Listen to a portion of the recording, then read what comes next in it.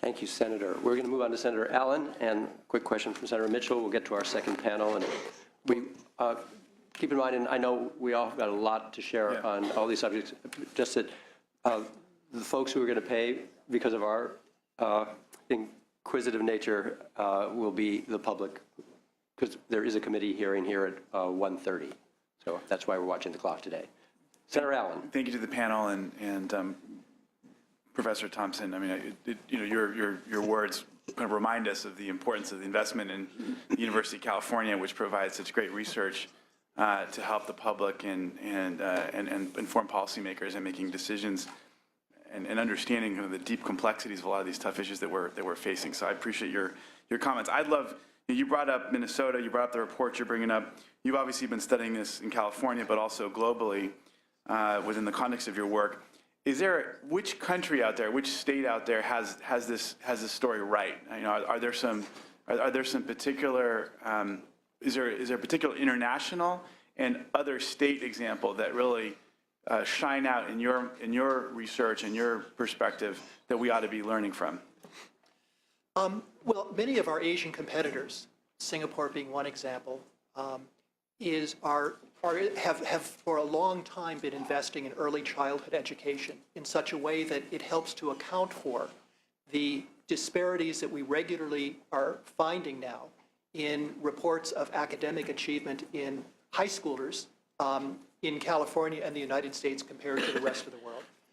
And indeed, what we know is that several of these Asian nations made an explicit policy decision as long as 2 decades ago to invest in early childhood education as a way of preparing the workforce for what they saw to be the changing economy that the world was moving into. And it's universal. Pardon me? It's available to every yes. little one. Yes. For free. Yes. Provided now, by the state. There are different economic circumstances that are unique to each country. But there was what I think is distinctive was that there was a policy commitment to invest resources in the very early years. And we're not just talking about preschool, but we're talking about even earlier than that. As far as states that do innovative thinking, there are examples of public-private partnerships in Oklahoma. Georgia has used lottery money to invest in early education programs, as well as, I should say, in the interest of my employer, as well as to invest in higher education. I would actually point to the state of Washington as being an example insofar as they created a state-level agency focused on early childhood development that really became a bellwether for catalyzing a variety of initiatives, both at the state level, to focus on early learning as a state priority, as well as providing incentives for local communities like Seattle to create their own initiatives to support enhanced funding for early education programs within their communities. So Washington has made tremendous progress in this respect. I'd be happy to provide more. I'd love that. If that would be helpful. Thank you, Professor.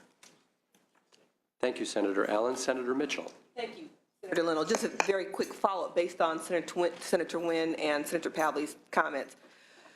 And I wanted to ask it of this panel, because I think when I look at all those who will be presenting before us today, Ms. Kruckle is probably best poised to kind of answer it. And it's, you know, today we're talking about the California subsidized child care system. Because we've started with child poverty and brain development, we tend to focus on 0 to 5, but California's subsidized child care system serves kids 0 to 13. And so while we focus on the babies, we also recognize that the point of the system is not only brain development and early learning, but it's also for children to have a safe place to be so their parents can work. So I don't want to miss the 0 to 13 aspect of what California's subsidized child care system. And given that, and follow up on Senator Wynn's comment, everyone's work in 2015 is different than it was 10 years ago, 20 years ago, 30 years ago. So wherever you are on the socioeconomic spectrum, everyone works longer hours. The working families in this building, end of session when we go to midnight, 1, 2 o'clock in the morning, budget season, have challenges. I did as a young mother lobbying here had a newborn baby on my shoulder sitting in budget sub 1 hearings on Sundays because I didn't have a family daycare that was 24 hours, 7 days a week. You gave us the example of the Oakland facility that was on NPR. Do you see trends across the state where the child care industry is adjusting to the realities of working families? I don't know a single working family that works 9 to 5 consistently. Yeah. Everybody goes in early, works late, wherever you are on the socioeconomic spectrum. So is the industry adapting, and do you see that across the board? What I would say is that many people who are working those kinds of predictable schedules are relying more on informal care and family child care to meet those needs, and that those are the kinds of caregivers that are prepared to do that. I can't really answer whether or not it's a trend, but I do know that is the kind of care that families are using, family child care or informal care. And as we talk about the child care needs for middle-class Californians, I think it's important that we recognize that the subsidized child care industry has a major influence on the way child care is designed and provided across the board. And so getting this right is really important because this provides the floor and the core infrastructure upon which child care then becomes available to everyone else on the spectrum. And so that's how they're really closely linked and interrelated, in my opinion. Thank you. Thank you, Senator. So, Ms. Kruckel, Ms. Stillwell-Provensky, and Dr. Thompson, thank you very much for joining us today. We've learned a lot from you. Moving on to the overview of California's early care and childhood education program, we invite up Carolyn Chu, who is the Senior Fiscal and Policy Analyst with the LAO. Monique Ramos is Director of Government Affairs Division at the Department of Education. And Debbie McManus is the Director of Early Education and Support Division at the Department of Education, along with Jessica Holmes, who's an analyst with the Department of Finance. Welcome to you all.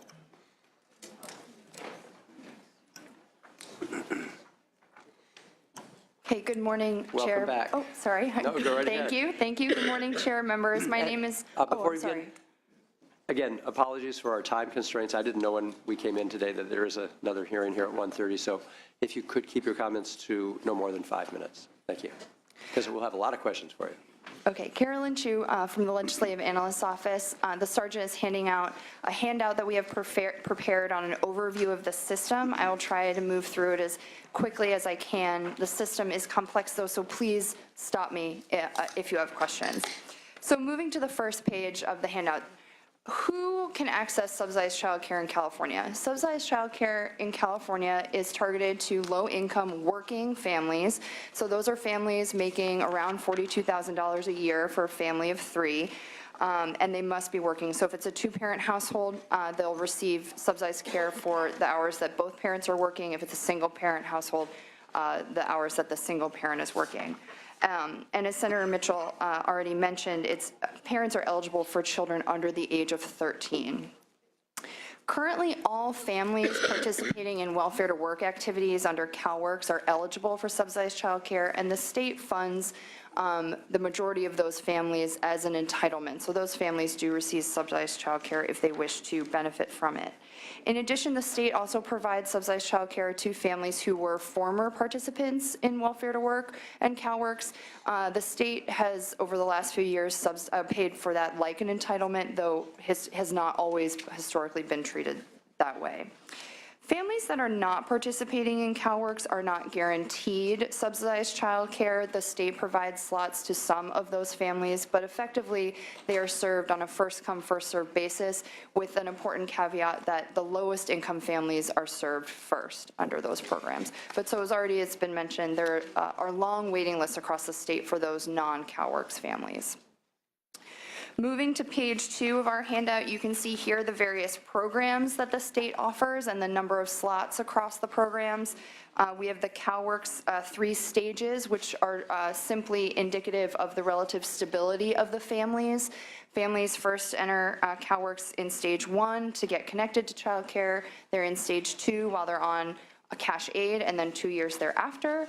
Those are the 2 entitlement portions of the child care program under CalWORKs, and then stage 3 is after the families have been off cash aid for at least 2 years. Then the other three programs under there are the non-CalWORKs childcare programs. So these are the programs that apply to families who did not previously and are not participating in the CalWORKs program. And then we also have state preschool. I should make an important caveat here that the Part Day state preschool program does not require parents to be working. Parents can participate in that program irrespective of whether they're working. If they want full day state preschool, then they must be working. One last thing to add on this page. We also have Head Start and Early Head Start in California. The state, however, does not play a role in that program. The funding goes directly from the federal government to the individual providers on the ground throughout the state. So moving to page 3, children are served in 3 settings primarily: centers, family child care homes, and license exempt, which are your family, friend, and neighbor type of settings. The settings and requirements for the state's programs vary across the various programs that are offered. Both CalWORKs and the Alternative Payment Program have the same standards. So that is that they must meet health and safety requirements, and that license exempt providers, family, friends, and neighbors have to self-certify that they meet those. In addition, the teachers in centers under those programs must hold a child development associate credential, so they must have some training in child development as well. For the general child care, state preschool, migrant, and severely handicapped programs, the standards are a bit higher. That is, the teachers must hold a child development permit, which is additional credits beyond the associate credential, and the providers must include developmentally appropriate activities within the care. So the state requires higher standards of these programs than it does for the CalWORKs and alternative payment programs. Moving to page 4, 2 departments administer these programs. The Department of Social Services administers CalWORKs Stage 1, and the Department of Education administers the remainder of the programs. The programs are funded through a combination of state and federal dollars. As you can see from the chart below, roughly 2/3 of the funding comes from the state, Prop 98 and non-Prop 98. We pay for Part Day state preschool out of Proposition 98, and the remainder comes from our Child Care and Development Fund grant, as well as TANF. So moving to page 5, how do we actually pay providers? There are 2 mechanisms for paying providers under the state's programs. The first is vouchers, where families can choose any provider that they like across the state, and the state will reimburse that provider directly. The second is contracts. Contracts are where the state contracts directly with particular providers in particular localities throughout the state to provide services to families. Under vouchers, the state will reimburse providers using a regional market rate. So this is a survey by county and that looks at the distribution of cost for child care services. Currently, the state is reimbursing providers at the 85th percentile of the 2009 survey, deficited by 10%. So we're not actually at the 85th percentile of the 2009 survey, we're 10% below that on a county by county basis. Under the contracts, the state reimburses providers at the same rate across the state depending on the child's age. So as you can see in the handout, we compare the relative reimbursement rates under the regional market rate and the standard reimbursement rate, which is the contract reimbursement rate. Under the regional market rate, a 4-year-old reimbursement can range from $710 in Kings County to over $1,100 in Marin County. Contrast that to the standard reimbursement rate that the state provides statewide for a 4-year-old, which is $752. So moving to page 6, some of these have already been mentioned, but I just want to highlight for you the reductions that happened to the child care and development programs over the course of the recession. In total, $984 million were cut from the programs, and a total of 110,000 slots across CalWORKs and the non-CalWORKs programs were lost. In addition, we reduced the reimbursement rate for license exempt providers, your family, friend, and neighbor, from 90% of the regional market rate to 60% of the regional market rate. We held the reimbursement rates flat for a number of years. We reduced the income eligibility threshold from 75% of state median income to 70% of state median income.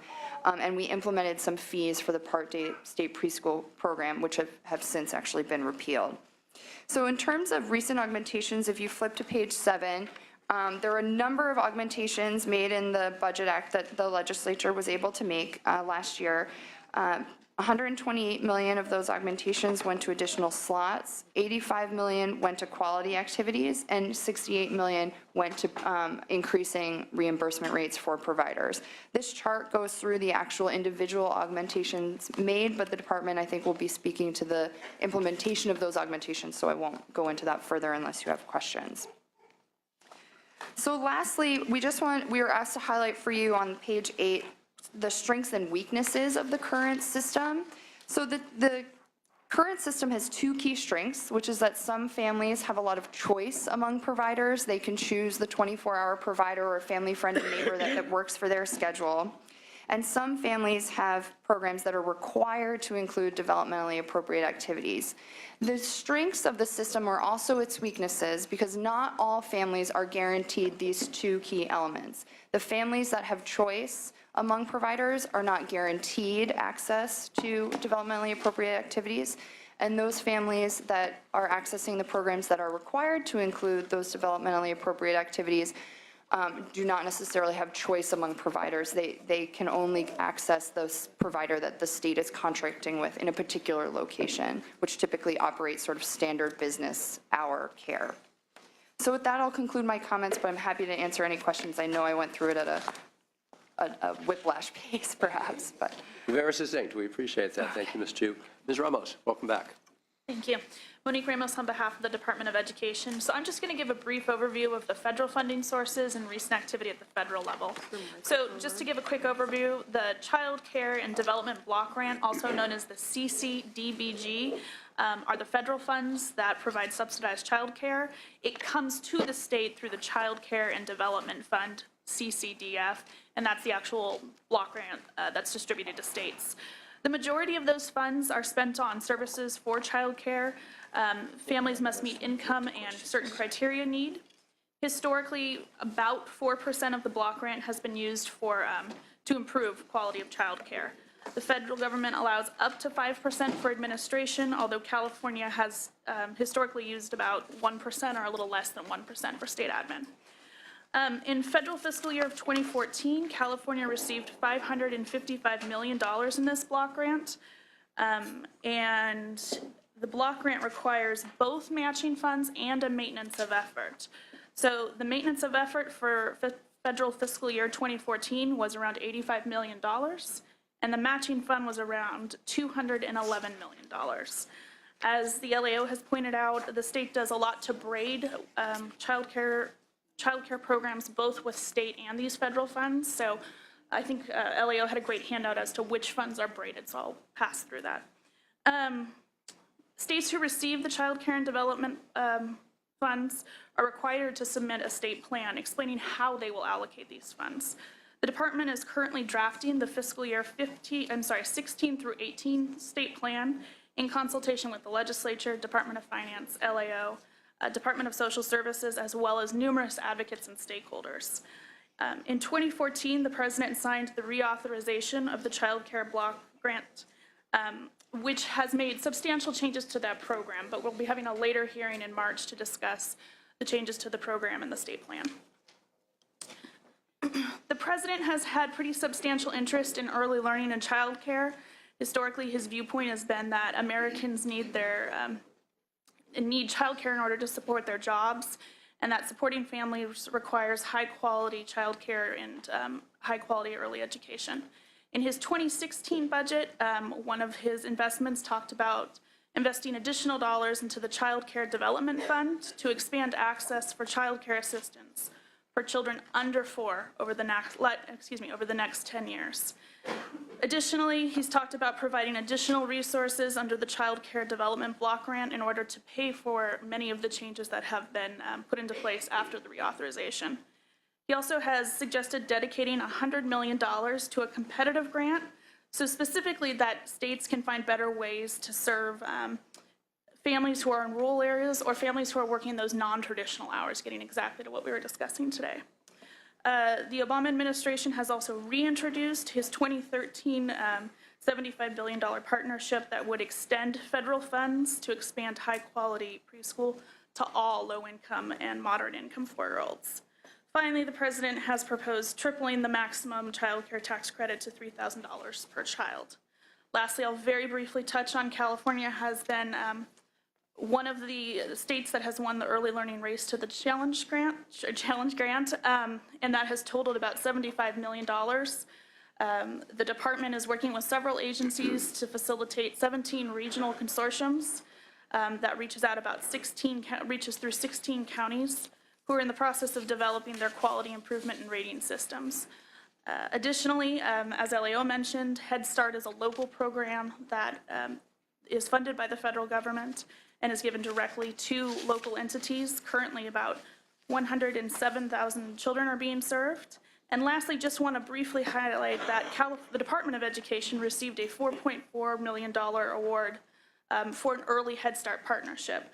The department in this instance was awarded the amount because we are working with 11 rural counties in order to provide services to those families, and it allows us in an economy of scale essentially to do what those 11 counties couldn't do independently.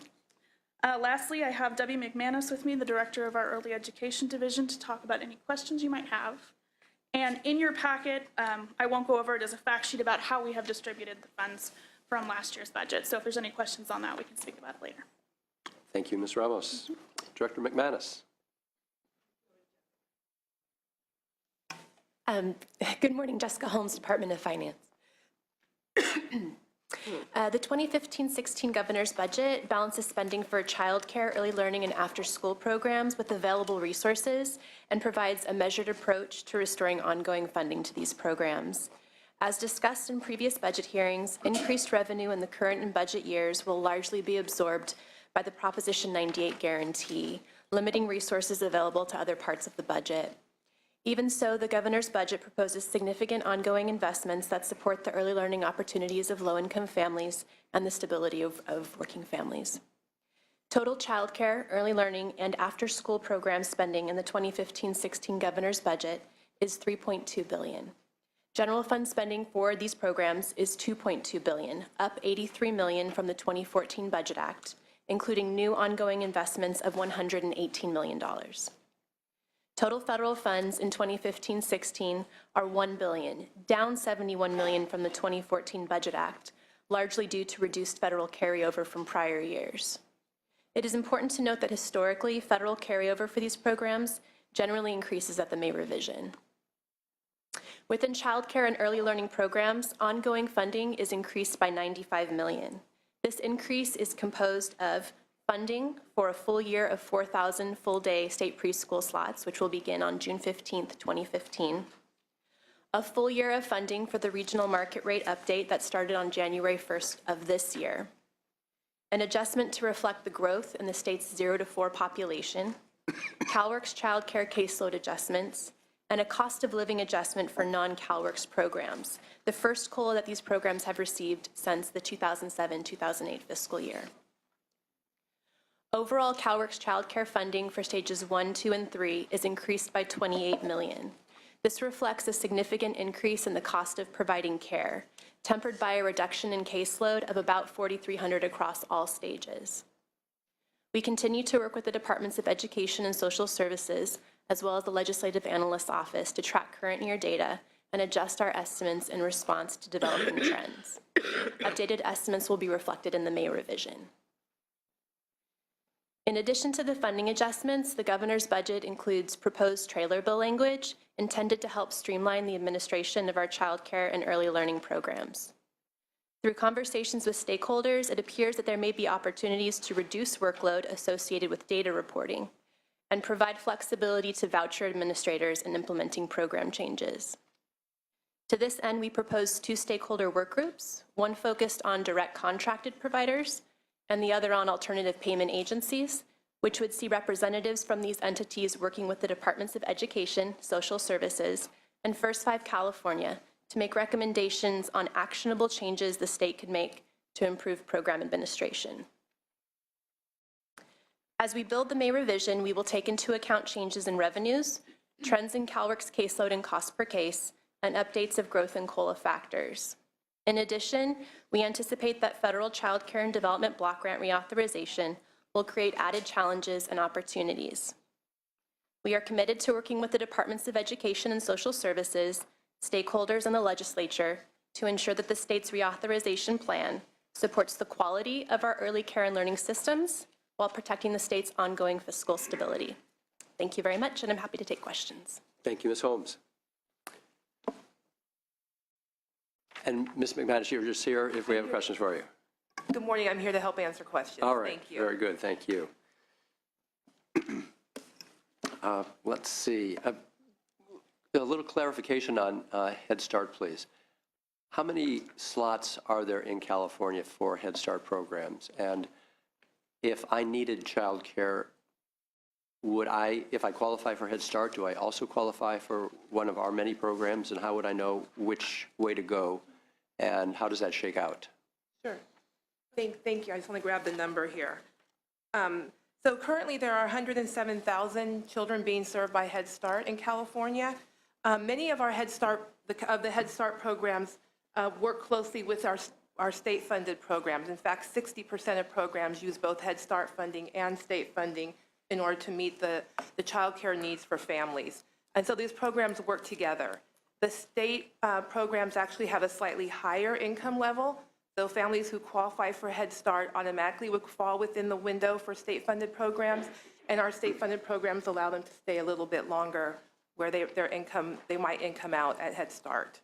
I know we have waiting lists for our non-CalWORKs folks. Are there waiting lists for Head Start as well?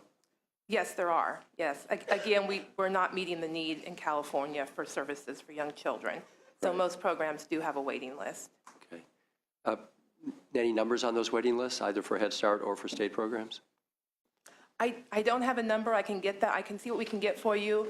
Many years ago, we had the CEL, the Centralized Eligibility List, and we were able to gather that information from local programs. But at this time, the state doesn't have the CEL, so that we're not able to get that data. But we could probably reach out to some of our organizations and probably get some kind of an average for you. Thank you. Ms. Chu. Just in terms of eligible children 0 to 5 out there, we estimate there are roughly 700,000 children out there 0 to 5 with low-income working parents. Thank you. Ms. Holmes. First of all, of course, we're appreciative that numbers are moving in the positive direction as opposed to the negative direction.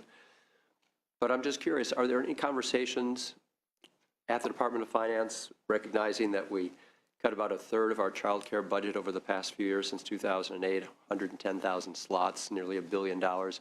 Is there a vision or an idea as to how we regain all that we lost? Will it take 2 years, 4 years, 10 years? Is it a goal to restore all that has been lost, or are we just going to sort of hobble forward, recognizing that those waiting lists are just a fact of life and we're just going to have to get used to it? I think the key to how we have been proposing our reinvestments is trying to be cognizant of the fact that each year we're not exactly sure at this point what our revenues are going to look like in 16, 17. But in 15, 16, for example, we have a lot of additional revenues, but a lot of those are going to the Proposition 98 guarantee. And so the amount of money we have to work with on the non-Prop 98 side, which is where a lot of our child care programs are, is very small. And so we believe that the more than $100 million in ongoing additional investments that we're proposing in this budget is significant, especially when you compare it to the amount of resources that we have going forward in 15, 16. In terms of out years, it's very hard to have a plan when we don't know exactly what our revenue picture is going to look like. But our overall focus is to balance those increases with what available revenues we have, and really focusing on maintaining that ongoing fiscal stability in the state budget. Yeah, thank you for that. With regard to your point of 98, non-98, given that we're talking about the same child, the color of the money really doesn't matter.